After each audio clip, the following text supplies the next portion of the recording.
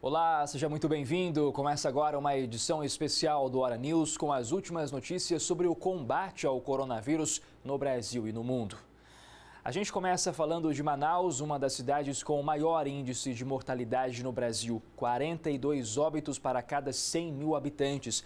Mas uma comunidade que vive em casas flutuantes ainda resiste em meio à pandemia. O Rio Negro tem protegido a cerca de 400 famílias de ribeirinhos e até agora nenhum caso da doença foi registrado por lá. Nossa equipe foi até o coração da Amazônia conhecer como está a rotina desses brasileiros. O coronavírus pode ultrapassar rápido as fronteiras de Manaus. Por isso, seguimos em direção à zona rural da cidade. A gente veio até aqui para conhecer de perto e levar até você a realidade. O que o novo coronavírus tem causado na vida das pessoas que vivem aqui. De que forma a vida delas tem sido afetada. Nós estamos em um porto de passageiros da cidade. E daqui seguiremos pelo Rio Negro até a comunidade ribeirinha Nossa Senhora do Livramento. Local onde não há casos confirmados do novo coronavírus. Imagine só você. Apenas 9 quilômetros separam o caos de Manaus da tranquilidade da comunidade. A paisagem atrai nossos olhos. Por alguns segundos, quase nos esquecemos que enfrentamos uma pandemia.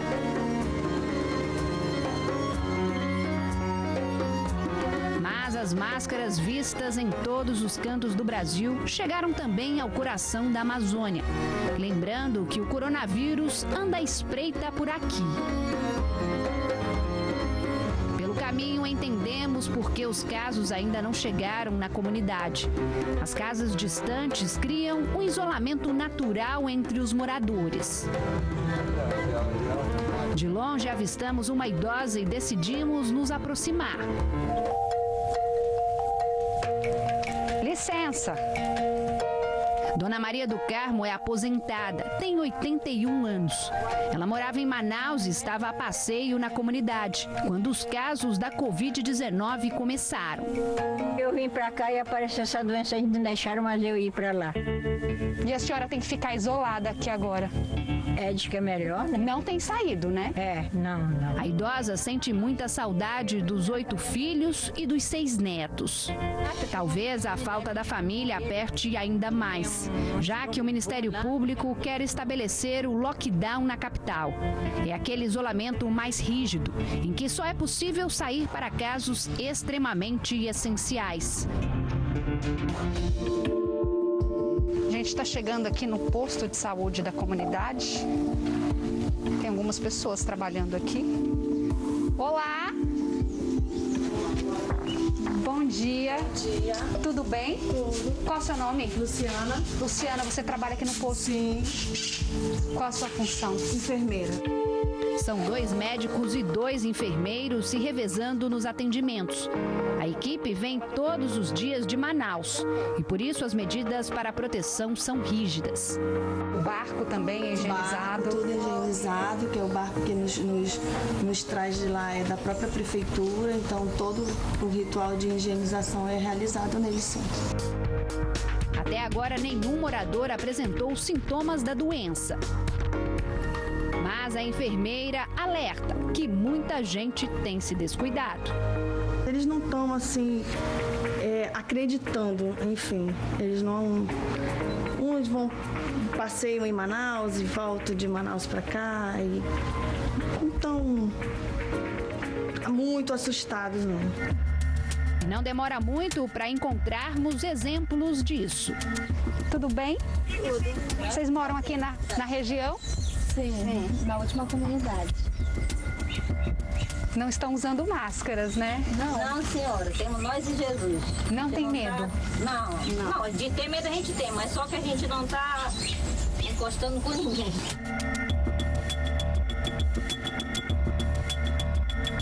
Já a comunidade indígena tem se preocupado mais.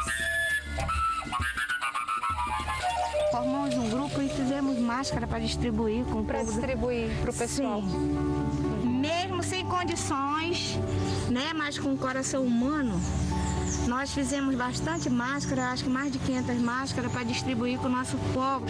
Esse grupo vive da venda de artesanatos. Mas sem turistas, falta dinheiro para despesas essenciais, como alimentação. De vez em quando aparece alguém que vem conhecido, traz uma cesta básica, né?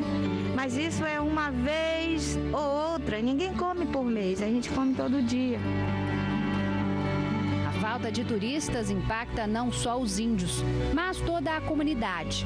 A região, que era muito procurada por brasileiros e estrangeiros, está parada. Restaurantes e pousadas fecharam as portas. Mas a gente fechou assim que Manaus teve os primeiros casos, a gente resolveu fechar para nossa segurança e para a segurança da população ribeirinha, que a gente mora numa comunidade ribeirinha, a gente tem muitos idosos também, enfim, a gente preferiu preservá-los.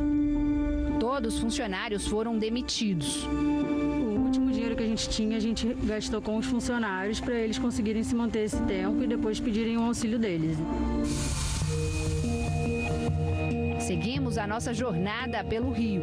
Nossa última parada é em uma das casas mais isoladas da comunidade. Dona Olga tem 72 anos e há 14 vive nesse isolamento voluntário. Nesse período de pandemia, então é um local seguro para a senhora estar, né? Na verdade, eu já vivo em quarentena, né, há muito tempo. Que nem o povo suíço, tem que distribuir a população, né? A população não pode ficar concentrada em grandes centros, né? Carioca foi parar no coração da Amazônia para trabalhar e nunca mais quis sair daqui. Tudo que eu vivo é modelo indígena, filosofia indígena, entendeu? Eu deixei tudo que eu tinha para viver nessa simplicidade, que para mim é um luxo. Luxo que nesse momento de pandemia a mantém em segurança, bem longe dos casos que se multiplicam na capital. Do coronavírus, ela só tem ouvido notícias pelo rádio. Eu acordo 4 horas da manhã, então a minha sintonia, eu vou em todas as rádios, sei de tudo que está acontecendo. Faz parte do grupo de risco por ser idosa e ainda é fumante, mas diz não estar preocupada. Aqui não dá para você ter medo, não. Enquanto o coronavírus não chega, cuida bem da imunidade, com o consumo de produtos naturais como suco de maracujá, batido na manivela. É um ótimo exercício. Tenta se cuidar ao máximo porque sabe que se o coronavírus chegar, a ajuda demora. Não tem como pedir socorro, entendeu? Por hora, o isolamento garante segurança. E com sorte, cenas como essa. Um boto cor-de-rosa que fez uma visita. Um sinal de que a vida sempre prevalece, ainda mais com uma boa dose de otimismo. Não vou me abalar por falta de coragem para ajudar as pessoas. Agora a gente tem que ajudar a salvar. Essa é a nossa missão. Belíssima reportagem. Todo mundo conhece uma pessoa que não consegue ficar fora de um relacionamento. Mas você sabia que isso é um traço da personalidade? O problema é que agora, em período de isolamento social, isso pode gerar quadros preocupantes de ansiedade e depressão. Anitta está acostumada a viver rodeada de pessoas. E já provou que não consegue ficar sozinha de jeito algum. No período de quarentena, terminou o relacionamento com Gabriel Davi e agora tem aparecido em posts nas redes sociais com o modelo e apresentador Gui Araújo. Que é isso? Carregando essa barra que é gostar de você. Quem também parece ter mudado o status de relacionamento durante a quarentena é a atriz Antônia Moraes, filha de Glória Pires. Apesar de ainda não admitir o namoro, Antônia tem postado fotos nos mesmos lugares que o ator Paulo Dallagnoli. Exemplos que contrariam as recomendações de distanciamento social. O psiquiatra Isaac Efraim explica que, para algumas pessoas, ficar sem um parceiro é muito difícil. O incremento da ansiedade, de estados depressivos, a piora dos medos interiores muito acentuada é fundamental por conta dessa repressão obrigatória. Só dentro de casa, mesmo antes do período oficial de quarentena. O trabalho de modelo e atriz quase todo suspenso. Além disso, a Denise, que namora há 2 anos, está Há mais ou menos 2 meses longe do namorado, Denise. Como é que Exatamente. Olha, eu acho que como para todo mundo a internet tem sido a nossa salvação, né, hoje em dia. Mas difícil, tem saudade? Sim, é complicado, assim, porque é um momento em que a gente fisicamente não pode estar perto das pessoas que a gente gosta, mas de certa forma a gente acaba se unindo, né, e apoiando um outro no trabalho, na distância, na saudade. Denise sofre de bronquite e ainda tem contato com a mãe, que é do grupo de risco. Por isso, optou por não encontrar o namorado, que continua viajando a trabalho nesse período. E a gente sabe que o aeroporto é um lugar de alto índice de contágio, o que facilitaria, de repente, eu me expor ao risco do vírus. Para quem consegue ir levando o namoro à distância, como a Denise, o contato virtual é uma maneira de matar as saudades. Se cuida, por favor, pra gente logo em breve a gente tá juntinho. Tá bom, fechado. E qualquer atividade que distrai a cabeça é arma contra a solidão. Na verdade, a atividade em si é o menos importante. O importante é essa dedicação individual ao aprendizado. Em várias cidades do Brasil, o uso de máscara se tornou obrigatório. Esse é o caso de Belo Horizonte. Mesmo assim, muita gente insiste em não tomar as devidas precauções. Passageiros na fila, mantendo o distanciamento e utilizando máscara. De uma forma geral, esse foi o cenário que encontramos na estação Pampulha, em Belo Horizonte. A população parece estar mais consciente da importância do uso da proteção. Tem que usar máscara, né? Tem que evitar. A maioria pensa assim, mas há também quem ignore as recomendações. Deixa eu falar com você um minutinho, você está sem máscara? Não vai utilizar máscara no ônibus? Não está com essa preocupação? Este homem ficou na fila sem a proteção e assim mesmo embarcou. Cadê a máscara? Ele está dizendo que vai comprar a máscara ainda. Dá um certo receio, não dá? Com certeza. Dá vontade de falar com a pessoa? Sai de perto de mim. Outras pessoas parecem não se atentar para a forma correta do uso da máscara. Este homem ficou um bom tempo com o nariz para fora. Já esta moça estava com a máscara no pescoço. Eu acabei de tirar porque eu estava comendo. E aí esqueceu de voltar. As pessoas não estão levando isso a sério.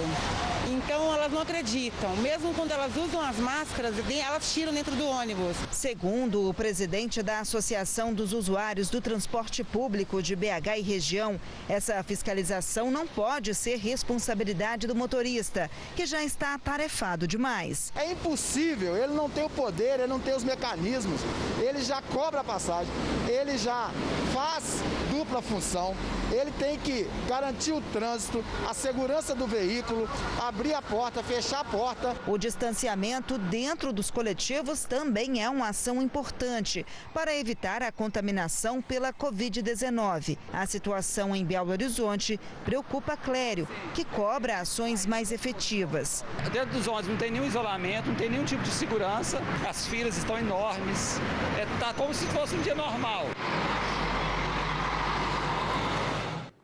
Pois é, e os trabalhadores da reciclagem estão preocupados com o descarte irregular de máscaras de prevenção ao coronavírus. Isso porque muitas delas estão sendo jogadas e contaminadas com material reciclável. Em Porto Alegre, 60 toneladas de lixo, como papelão, plástico e metais, são entregues todos os dias nos galpões de reciclagem. Isso sem contar com as outras 260 toneladas de lixos reutilizáveis, que são descartados incorretamente pela população e vão direto para o aterro sanitário, onde apenas o lixo orgânico deveria ser encaminhado.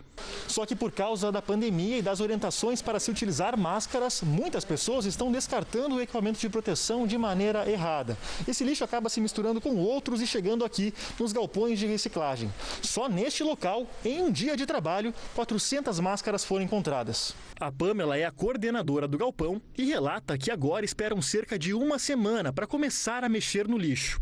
Isso porque, segundo especialistas, o novo coronavírus consegue sobreviver até 72 horas em superfícies. A maioria aqui tem família, tem filhos, e a gente tem medo que alguém se contamine e acabe passando para os seus filhos.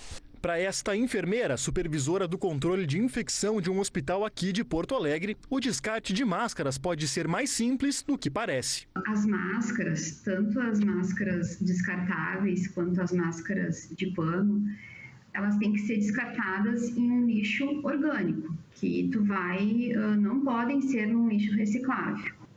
Até porque o destino final é diferente, né? Então a gente precisa garantir que essas máscaras não chegam em outras pessoas e que elas possam vir a pegar, enfim, se contaminar através dessas máscaras. Um túnel inflável tem chamado a atenção dos moradores em Birigui. Ele fica na porta do hospital e tem a finalidade de desinfectar as pessoas. O túnel de desinfecção é inédito na região de Araçatuba e foi em Birigui que uma empresa da cidade decidiu instalar em frente ao pronto-socorro municipal. Em uma reunião na prefeitura, os responsáveis conseguiram autorização e fizeram a instalação de graça. Todos que entram e saem da unidade devem passar pelo túnel. Como nós já tínhamos essa tecnologia, sabendo que é usado hoje em desinfecções de ônibus, de avião, nós catamos a tecnologia e adaptamos ao nosso momento para combater o Covid-19. Birigui já registrou 23 casos positivos de coronavírus. O túnel de desinfecção utiliza ozônio misturado com água e não faz mal à saúde. Pesquisas mostram que o equipamento pode ter até 99% de eficácia. É uma alta concentração de ozônio na água. Então, essa alta concentração de ozônio, ela é até 100 vezes mais eficiente do que o cloro, do que o hipoclorito de sódio. E com isso daí ele mata qualquer tipo de bactérias. Antes de entrar no túnel de desinfecção, é importante que a pessoa mantenha uma distância de pelo menos 2 metros da outra. A partir de então, ela pode entrar nesse túnel. Automaticamente, os sensores são ativados. E é importante que a pessoa coloque a palma da mão nesse biquinho e fique pelo menos 15 segundos até sair totalmente. Com a instalação no pronto-socorro, a empresa agora quer oferecer os serviços para outros locais com grande aglomeração, como supermercados.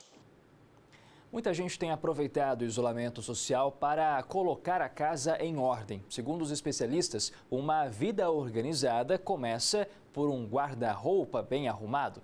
Nossa reportagem dá algumas dicas. Carla mudou de casa antes da pandemia e ainda estava tentando organizar o imóvel novo. Perdia tempo e gastava energia na busca por uma simples peça de roupa. O isolamento social caiu como uma luva para colocar tudo no lugar.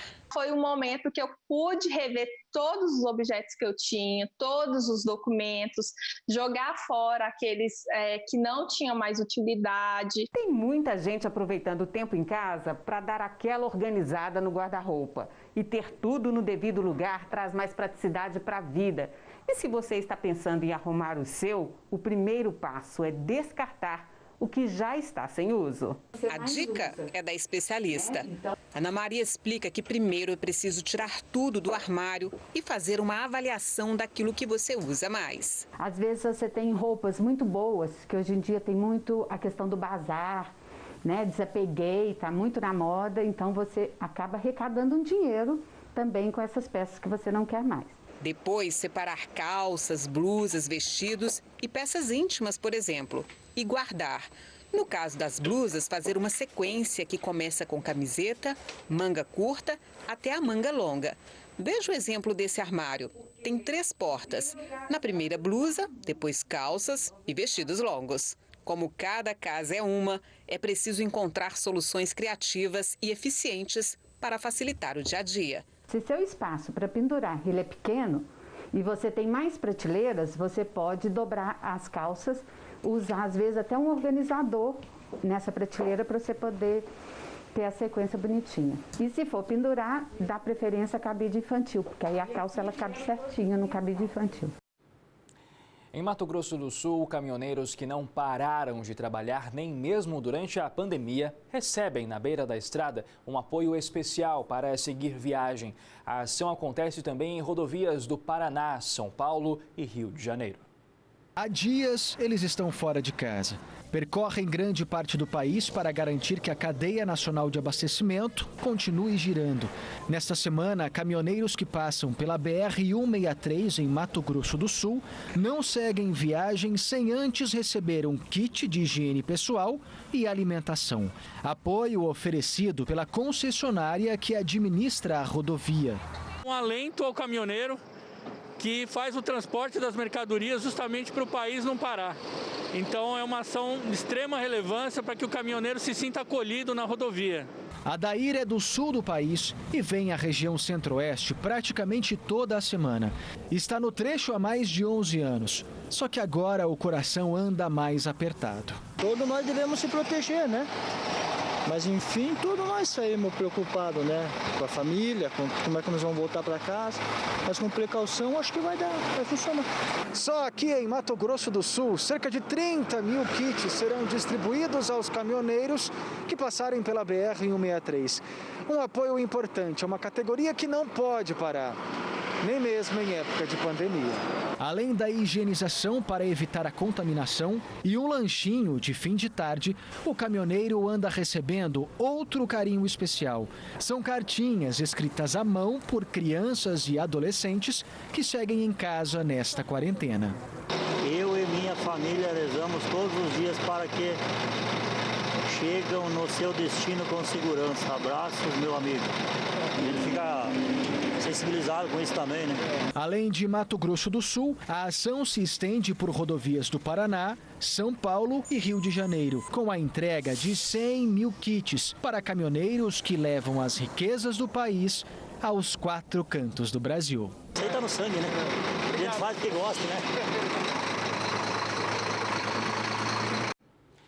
O isolamento social tem afetado a saúde mental de muitas pessoas. Para ajudar nesses casos, profissionais de saúde estão oferecendo consultas por meio de uma plataforma online. Ruas vazias, comércio fechado, crise econômica, desemprego. Problemas reais de uma população que precisa se manter em isolamento social por causa da ameaça do coronavírus. Medo, angústia, ansiedade, crise de pânico e até depressão. Cada um reage de um jeito a essas mudanças repentinas que a sociedade está vivendo. E muita gente precisa de apoio profissional nesse momento. A gente vive uma situação sem precedente e sem previsão, né?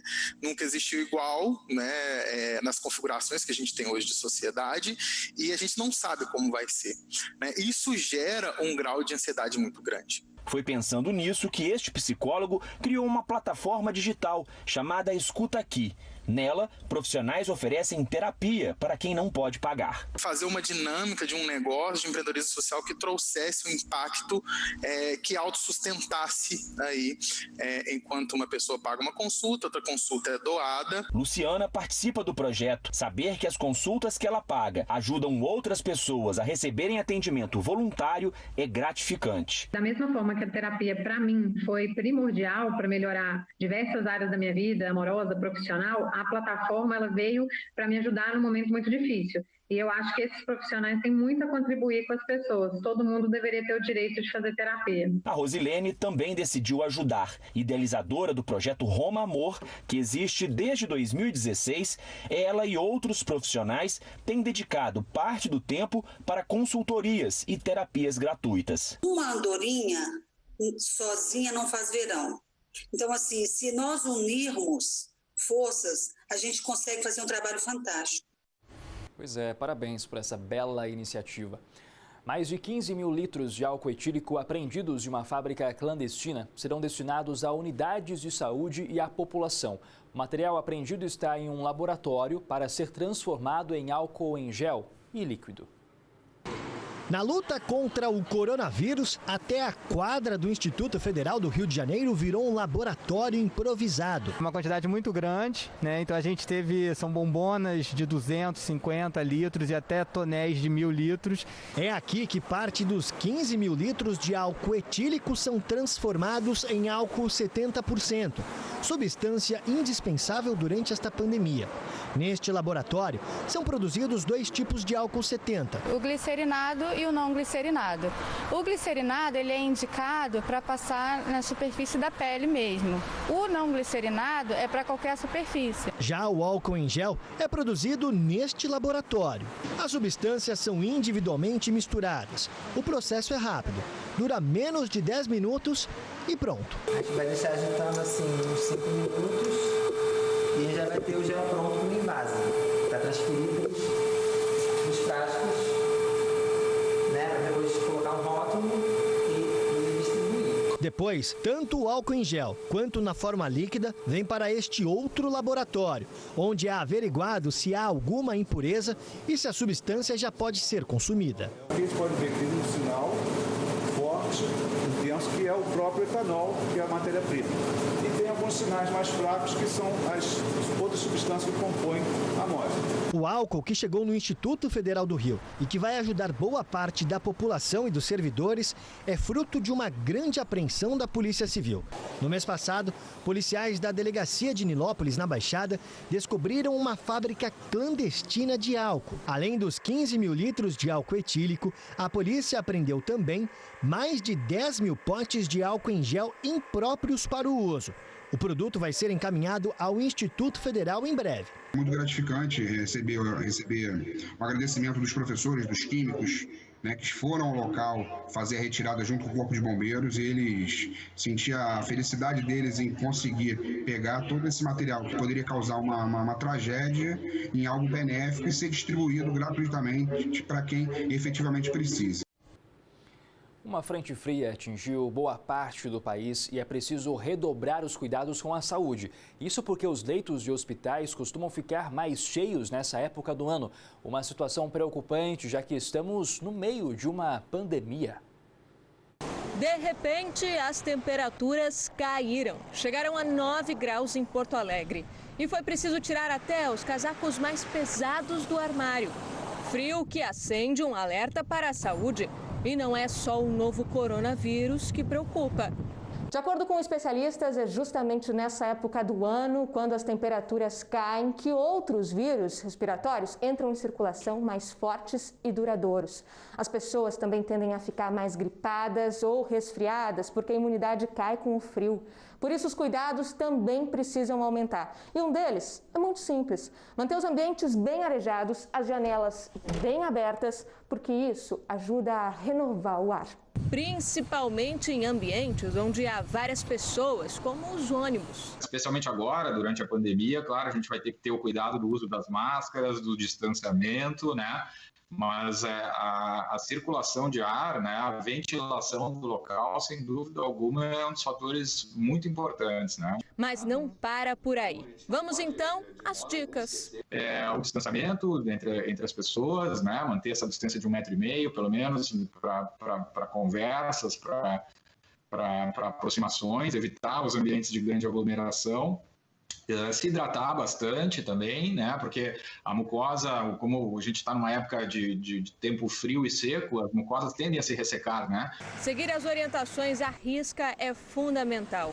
Mesmo sem coronavírus, nesta época do ano, as emergências já costumam superlotar. São pacientes que precisam de leitos de UTI por causa de outros vírus respiratórios. A gente não pode, de modo algum, esquecer, né, da grande variedade de vírus que já existem e vão continuar existindo, né, independentemente da presença ou não do coronavírus. Você vai ver agora a história de atletas que deram um jeito de continuar a praticar exercício físico em casa. Mas não são exercícios de rotina, não. Um deles, o seu Antônio, deu mais de 700 voltas e correu uma maratona completa dentro de casa. Paulo André e toda a equipe dos 4x100 estariam às vésperas da competição mais importante de suas vidas. O sonho olímpico que teve de ser adiado. É claro que a gente fica chateado, a gente se preparou bastante para esse ano, mas foi tudo por uma boa causa. Agora o momento é de vencer esse vírus. O maratonista Daniel Chaves também teve que replanejar a vida e o grande objetivo, que era a Olimpíada de Tóquio. Dia do anúncio do adiamento olímpico. Como é que foi para você? Rolou aquilo bem na minha vez? Quando cancelou realmente os Jogos Olímpicos, para mim foi aquele balde de água fria, principalmente por tudo que eu fiz até aqui, né? Principalmente nesses últimos 4, 5 meses que eu venho me dedicando ao máximo. Eu realmente estava na melhor forma da minha carreira esportiva. Daniel conquistou o índice olímpico no ano passado e atualmente estava na Europa se preparando para os Jogos, vivendo em Madrid, na Espanha, um dos maiores epicentros do coronavírus. Eu estava na Europa e precisei voltar para o Brasil e eu tinha meio que dado uma pausa na minha vida no Brasil. Meu apartamento eu tinha entregado, porque eu pretendia voltar para o Brasil só depois dos Jogos Olímpicos, né? Dentro de casa, esperando a hora de voltar, o maratonista aproveitou para lançar um desafio. O desafio é você correr 1 quilômetro dentro de casa, mas só vale dentro de casa, não vale ao redor. Tem que ser dentro de casa para dar opção para todo mundo, para quem mora em apartamento também. Desafio aceito pelos atletas do dia a dia, amadores que começaram a se arriscar nos corredores, cômodos e quintais. Gente como o Antônio de Souza, o seu Toninho, de 58 anos e muita disposição. Antes da quarentena, eu praticava esporte todos os dias. Totalmente ativo, tanto que o desafio de 1 quilômetro para o seu Toninho era pouco. E aí eu afastei uma mesa, eu encostei o carro na parede, lá na garagem, né? E aí eu senti que eu fiquei com espaço livre. Aí no outro dia eu falei, vou dar uma corridinha de 5 km. Aí eu corri 5 km. Aí eu vi que era possível correr no quintal. Aí no outro dia eu corri 10 km, né? Aí parti para meia maratona e completei a meia maratona. Foi aí que ele teve a maluca ideia de... Eu vou fazer uma maratona aqui no quintal e vou divulgar isso para os meus amigos, para os meus familiares, né? Para o pessoal do grupo, que é possível, né?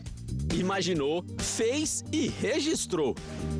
Eu dei 704 voltas para completar os 42 quilômetros.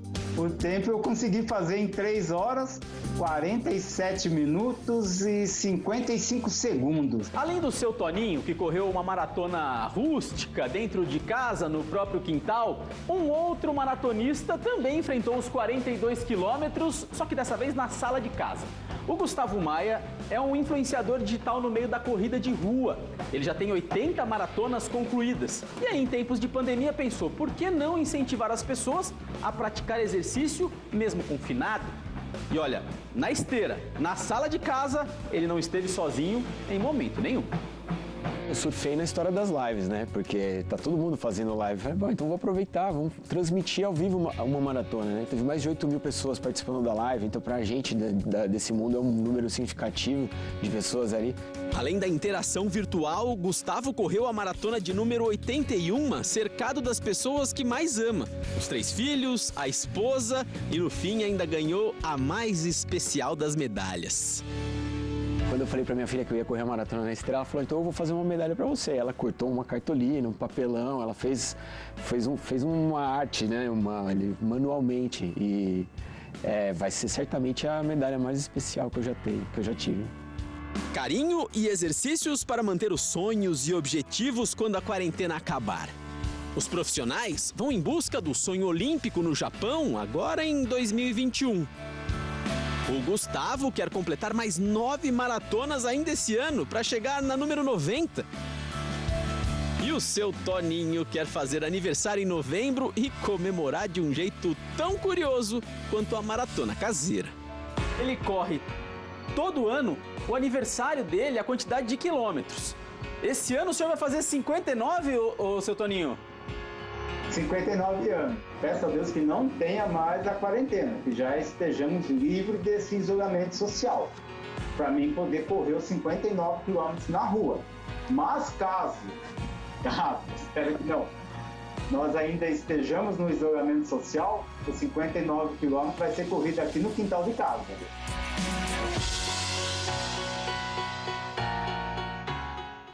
Olha que promessa é dívida, hein? A flexibilização das relações de trabalho durante a pandemia permitiu novos acordos entre patrões e empregados. Só que é preciso ter atenção para que não haja abuso por parte do empregador, em especial no caso do trabalhador doméstico. A Há 2 anos, a Jaqueline mora no local de trabalho, nos fundos da casa da patroa. A decisão foi tomada por conta da relação de proximidade entre elas e por conta da violência no bairro onde Jaqueline morava. Antes da pandemia, o expediente era dividido entre a casa da patroa e uma casa vizinha. Agora, ela teve que optar em qual das casas preferia trabalhar para evitar circulação desnecessária. Eu trabalhava aqui, aí uma hora eu ia ali para outra casa do vô mais da avó e ficava lá até às 5, cuidando deles dois, que a filha dele saía para resolver as coisas, eu ficava para ajudar ela. Aí, como o vô morreu, fez 1 mês, no tempo que começou, aí eu não fui mais. Aí estou só aqui dentro de casa. A flexibilização das leis trabalhistas durante a pandemia permite que trabalhadores e empregadores façam acordos individuais. No caso de trabalhadores domésticos que dormem no serviço, os direitos trabalhistas permanecem os mesmos de qualquer outro trabalhador formal. E é importante que eles fiquem atentos para evitar possíveis excessos dos patrões. Dormir no trabalho pode. Agora, é dormir mesmo ou está trabalhando? Por exemplo, dormir de lado de uma criança como babá ou dormir de lado de um idoso como cuidador de idoso, pode ser necessário acordar de madrugada, pode ser necessário acordar de noite. Então, isso aí é trabalho, isso aí vai gerar horas extras. E ainda tem um agravante, se for depois das 10 da noite, vai gerar adicional noturno. Apesar da proximidade, a Roberta e a Jaqueline mantêm uma relação de trabalho bem definida, com horários delimitados. A rotina continua a mesma, porque ela só trabalha aqui só no período da manhã. Meio-dia, vai para casa dela. Termina o serviço dela no horário de meio-dia mesmo. E aí vai cuidar das coisas dela, já que ela não pode ir para onde ela ia antes, né? As mudanças durante a pandemia permitem também que sejam negociadas a jornada de trabalho, a suspensão de contrato e a redução salarial. Depois de quase 30 dias de internação por Covid-19, uma brasileira que mora no Chile venceu a doença. Ela agora tenta voltar à vida normal. Mas será que é possível ter uma vida normal após passar pela UTI? Foram quase 30 dias no hospital, 16 deles na UTI em estado grave. Jaqueline é de Belo Horizonte e mora em Valdívia, no sul do Chile. Ela tem 52 anos, é hipertensa e teve Covid-19. Os sintomas começaram em março. Depois de tanto tempo, uma vitória, a recuperação, celebrada pela família e pela equipe do hospital. Médicos e enfermeiros orgulhosos da paciente que enfrentou momentos difíceis. Eu tive momentos assim de muito mal. Em poucos dias o meu pulmão ficou todo tomado. Jaqueline já voltou para casa e está com a família no Chile. Ela ainda se recupera, mas diz que o pior já passou. Agora é hora de fazer planos para o futuro. Eu estava muito tranquila, eu não tive medo em nenhum momento. Eu tenho muita fé, sabe? Então, assim, eu me entreguei. Este infectologista explica como é a recuperação de pacientes com Covid-19 que precisaram ser internados. Ele faz um alerta à população. É preciso manter os cuidados para evitar ao máximo uma internação. Quanto mais tempo levar para que cada um, se for infectado, pode ser que já exista algum tipo de tratamento no correr do tempo. Não sabemos quanto tempo, quanto mais lento ficar, melhor. Um menino de 11 anos usou o tempo livre na quarentena para criar um jogo. O objetivo da brincadeira é chamar a atenção para os cuidados que devemos ter por causa do novo coronavírus. Vitor tem 11 anos e desenvolveu um jogo para computador. Combate ao Covid-19 traz a aventura virtual do personagem que tem a missão de ensinar como podemos enfrentar esse inimigo, com inspiração na família. Todo mundo tem que estar junto para poder, né? Eu também tenho o exemplo dos meus avós, da minha bisa de 93 anos, que a gente não deixa ele sair. O game do Vitor foi vencedor de uma competição nacional chamada Todos contra o Coronavírus, com mais de 200 participantes com idade entre 9 e 17 anos. A votação foi aberta em uma rede social para todo o Brasil. Vitor, que faz cursos de programação, desenvolveu tudo online, justamente por causa da pandemia do novo coronavírus. Muitos países de primeiro mundo estão mudando suas leis para que a ciência da computação seja inserida na grade curricular das escolas. Recentemente, no Brasil, a Base Comum Nacional Curricular reconheceu a cultura digital como uma competência que deve ser dominada.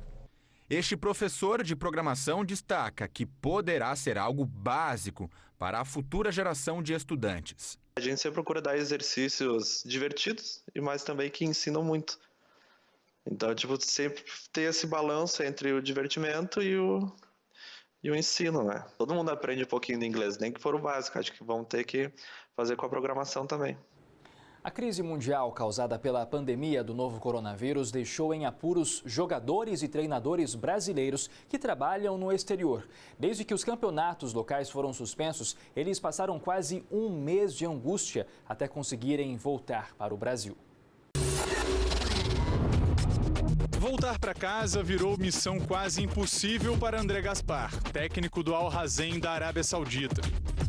Tivemos aí momentos difíceis lá na Arábia, né, quando fechou o país.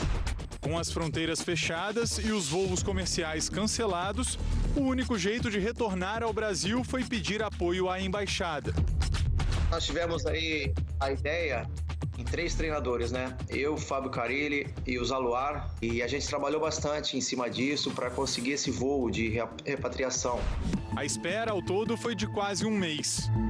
O campeonato local foi suspenso em março, mas só no final de abril, jogadores e treinadores conseguiram alugar um avião de uma companhia africana para buscar mais de 100 cidadãos brasileiros em solo árabe. E aí fizemos 4 escalas dentro da Arábia Saudita, porque a gente não queria deixar ninguém para trás, né? E após isso, descemos na Etiópia, também fez um pouso que era normal para poder abastecer, e aí chegamos ao Brasil depois aí de 25 horas praticamente de voo. A aventura ainda maior foi a do atacante Rafael Silva, ex-Vasco e Cruzeiro.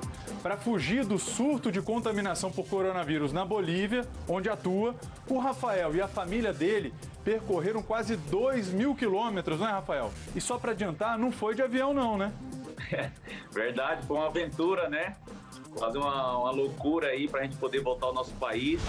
Diante do cenário de quarentena total na Bolívia, Rafael Silva conseguiu, com o auxílio da Embaixada Brasileira, uma liberação especial para deixar o país.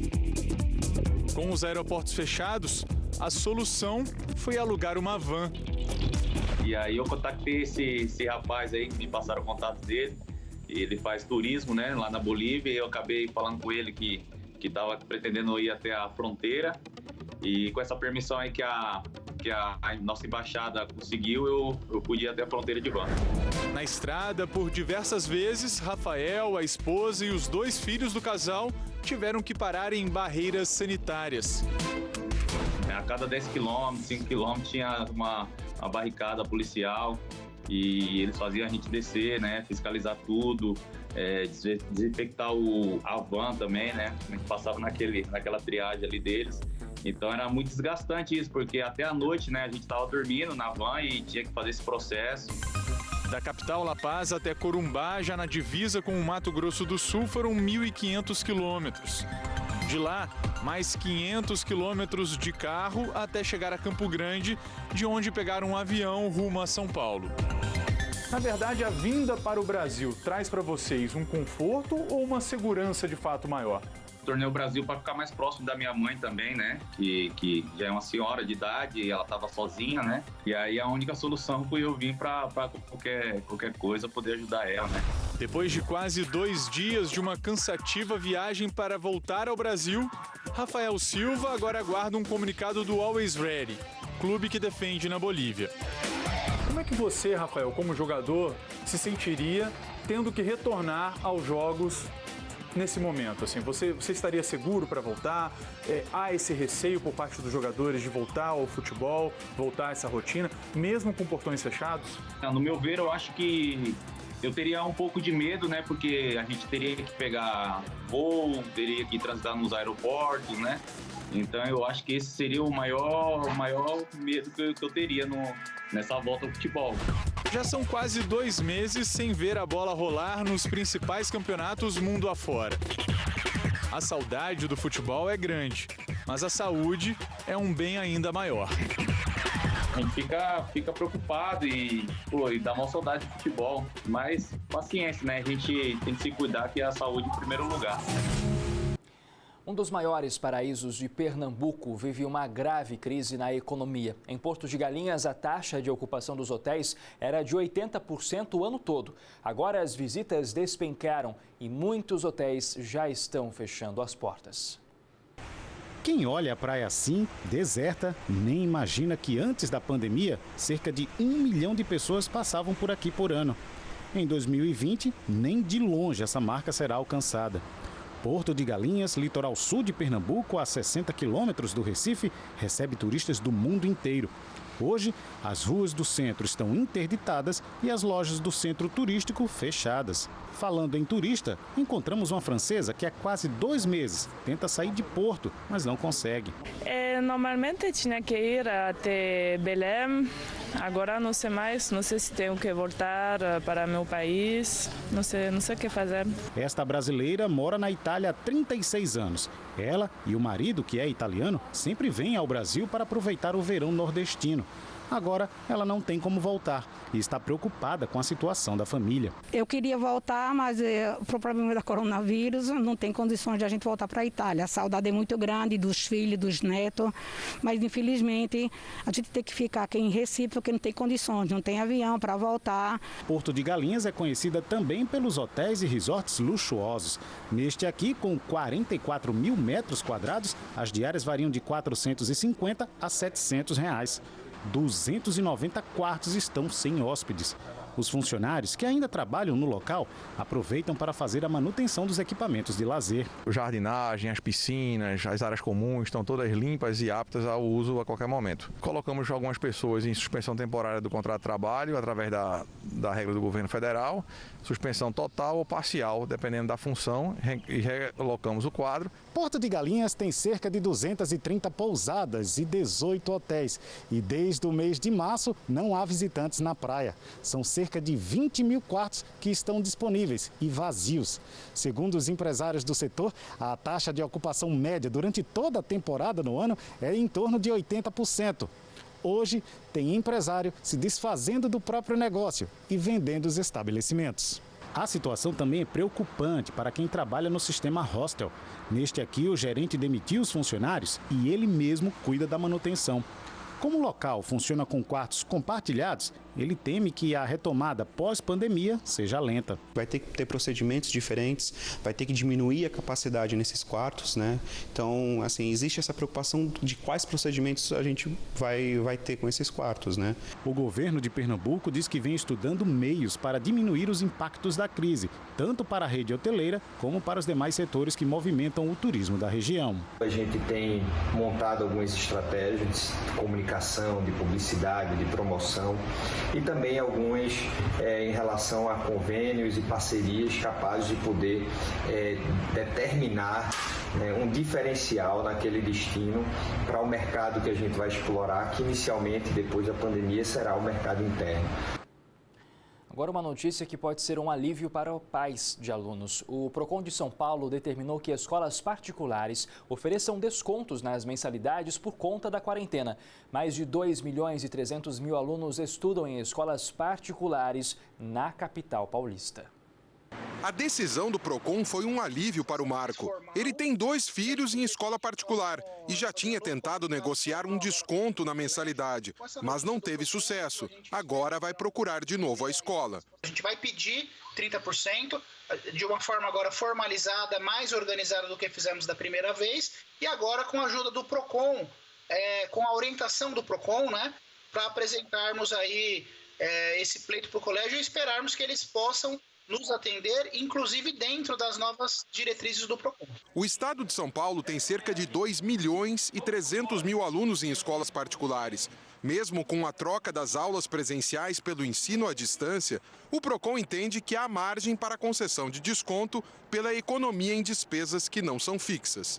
A escola só poderá negar a concessão do desconto se comprovar que não teve redução de despesas durante a quarentena. Pelo Código de Defesa do Consumidor, o Procon tem o poder de exigir a planilha de custos da escola para analisar a situação financeira, mas só vai fazer isso a partir do recebimento de queixas de pais ou responsáveis que se sentirem prejudicados. Se a escola não concedeu desconto e também não conseguiu conversar, negociar com o reclamante, com o pai do aluno, ele vai fazer uma reclamação. Se ele fizer uma reclamação, a escola vai ter que se defender e caso ela tenha tido uma redução de despesas e não repassou o desconto, o Procon entende que é uma prática abusiva nos termos do Código do Consumidor e pode multá-la. A multa seria proporcional ao faturamento de cada escola. O PROCON também pediu a suspensão da cobrança de todas as atividades extracurriculares que estão paralisadas. A decisão foi criticada pelo Sindicato dos Estabelecimentos de Ensino do Estado de São Paulo. A escola particular ela já vive uma crise porque ela está com uma inadimplência muito alta. Se ela tiver que dar desconto, ela vai quebrar. Esta escola, na Zona Norte de São Paulo, provou que é possível conceder desconto. Um levantamento apontou uma redução de R$ 42 mil em gastos, como energia, água e alimentação dos alunos do período integral até o fim de maio. Essa economia se transformou num desconto de R$ 71 na mensalidade, valor que subiu para R$ 89 para parte dos alunos. Alguns pais sinalizaram para a gente que estão trabalhando normalmente, que a renda não foi afetada e que, neste momento, eles não viam por que aproveitar esse desconto que estávamos oferecendo e optaram por repassar para os demais pais que estão com essa dificuldade, momentânea. Uma casa de repouso de Santo André, no ABC Paulista, foi transformada para poder manter as visitas aos idosos. Sem contato físico durante essa fase de isolamento social, os familiares podem, de longe, matar a saudade. Maria José tenta chamar a mãe. As visitas nessa casa de repouso agora são assim, de longe. Oi, mãe. Passa até a dor. Às vezes ela não me vê, que ela tem um problema também um pouquinho para enxergar, mas quando ela vê que eu estou dando tchau, que ela dá o tchau, eu sinto que ela está feliz por me ver, isso é muito bom. Antes do coronavírus era tudo diferente. Eu conseguia pegá-la todo final de semana para ficar comigo, então ela passava final de semana em casa. E agora a gente já não pode mais, né? Eu vim aqui fazendo a unha dela, agora você não pode mais fazer, você não pode tocar. Você não pode tocar. Eu entendo perfeitamente esse cuidado. A pandemia forçou uma mudança radical na fachada da casa. No lugar do antigo muro, hoje existe uma grade. Assim não foi preciso suspender as visitas, apenas transformá-las. Era um projeto que existia e com a pandemia nós aceleramos essa situação. A aceitação foi enorme, assim, foi grande, todos eles elogiam, gostaram bastante da nossa atitude. E nessa época eu acho que é o melhor a se fazer. Como é que era receber essas pessoas antes da pandemia? É como diz, era uma festa, né? O sacrifício é necessário para evitar a contaminação dos idosos, grupo de risco da Covid-19. Quando você protege, você está amando, você está cuidando, né? Na casa de repouso, a grade foi a solução encontrada para proteger os internos. Mas, do lado de cá dessa barreira, existe uma grande população idosa que conta com poucos ou nenhum recurso no combate ao coronavírus. Dos 1.800.000 idosos que vivem na cidade de São Paulo, 84% moram com outras pessoas que podem levar a contaminação para dentro de casa. Para esta pesquisadora, os números servem de alerta para que os mais jovens preservem a saúde dos idosos. A população mais jovem é a população que é mais assintomática. O fato de ela ser assintomática não quer dizer que ela não se contamina. Ela pode se contaminar, não apresentar sintomas, mas por não apresentar sintomas, mas ter se contaminado, ela é um transmissor. Todo cuidado agora é pouco e essas famílias só esperam para poder se abraçar de novo. Eu acho que vai ser um dos abraços mais fortes, mais afetuosos e mais desejados que eu já tive em toda a minha vida, eu acho. Mãe, tchau. Tchau. Fica com Deus, viu? Eu passo aí. As costureiras ficaram famosas na pandemia, ainda mais depois que o uso de máscaras se tornou obrigatório. E de máscaras de pano elas entendem. Uma parte faz por gosto, outra por necessidade.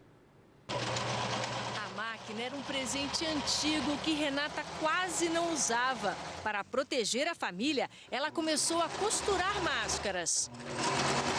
Eu fiz algumas para casa e aí começaram a vir as encomendas. Ela aceitou o primeiro pedido há um mês. Já foram mais de 800. E aí desde então eu não parei. Quase todos os dias eu tenho encomenda de máscaras.